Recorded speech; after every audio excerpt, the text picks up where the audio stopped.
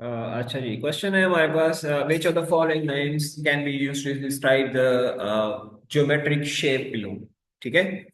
तो ये आपको शेप गिवन है, आपने ये बताना है कि ये इनमें से क्या है। क्वाड्रिलेटरल है, पैरेललोग्राम है, ट्रेपेजॉइड है, रोम्बस है, रेक्टेंगल है या स्क्वायर है। राइट।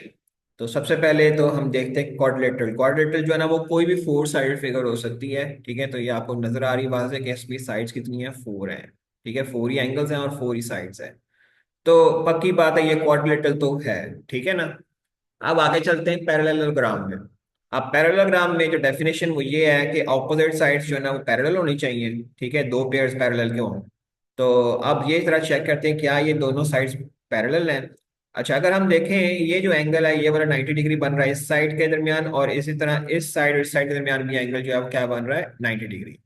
तो इंटीरियर एंगल का सम अगर 180 हो तो उसका मतलब अपोजिट साइड्स जो है ना वो क्या होती हैं, पैरेलल होती हैं। तो यहाँ से प्रूफ हो गया कि ये दोनों साइड्स क्या हैं, पैरेलल हैं। ठीक है। सिमिलरली यहाँ से देखें तो इधर भी 90 डिग्री है और इधर भी 90 डिग्री है, तो अगेन इंटीरियर एंगल का सम 180 डिग्री बन रहा है ना, तो इसी वजह से ये दोनों साइड्स क्या होनी चाहिए, पैरेलल होनी चाहिए। ठीक है। चले, अब ये दोनों पैरेलल हो गई हैं और ये भी पैरेलल हैं, तो पैरेललोग्राम की डेफिनेशन पूरी हो गई, सिंपल। तो इसका मतलब है ये पैरेललोग्राम भी है। सही है।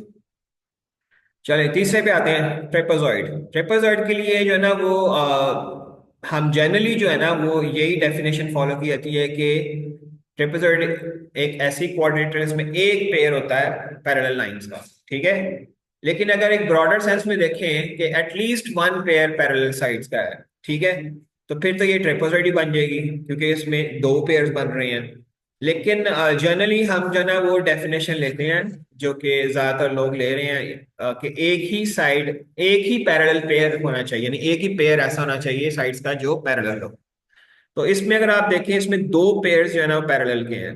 ठीक है ना। तो इसी वजह से ये ट्रिपलेट की डेफिनेशन पूरा नहीं उतर रही। ठीक है, तो इसी वजह से ये देखना है इसको, क्वेश्चन को करने से पहले ट्रिपलेट को पहले आप किस डेफिनेशन को फॉलो कर रहे हैं। अगर तो डेफिनेशन फॉलो करें सिर्फ एक पैरेलल पेयर का तो ये नहीं है, और अगर दोनों एटलीस्ट वन पेयर को देख रहे हैं तो फिर हो सकता है। ठीक है ना। तो इसी वजह यहाँ हम फॉलो करेंगे कि सिर्फ वन सिंगल होना चाहिए पेयर पैरेलल। तो इसी वजह से यहाँ पे दो हैं, तो ये पैरेलल ट्रेपेजॉइड नहीं है। राइट। अब आगे चलते हैं रोम्बस पे। रोम्बस के अंदर ऑपोजिट साइड जो पैरेलल होती हैं, हाँ जी पैरेलल हैं। ठीक है ना। एक और उसमें खास बात होती है रोम्बस के अंदर कि सारी साइड्स इक्वल होती हैं लेंथ में। अब यहाँ पे आपको नजर आ रही है एक लेंथ छोटी है और एक बड़ी है, तो लेंथ में ये इक्वल नहीं है। ठीक है ना। इसी वजह से ये रोम्बस नहीं हो सकती। राइट।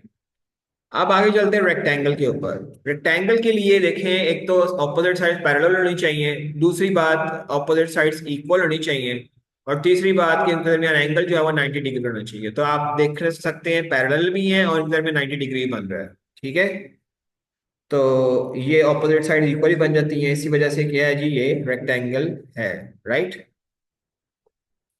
स्क्वायर।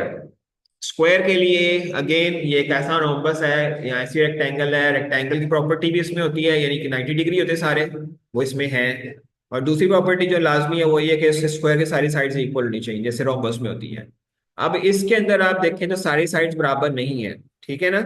तो इसी वजह से ये स्क्वायर भी नहीं होगा।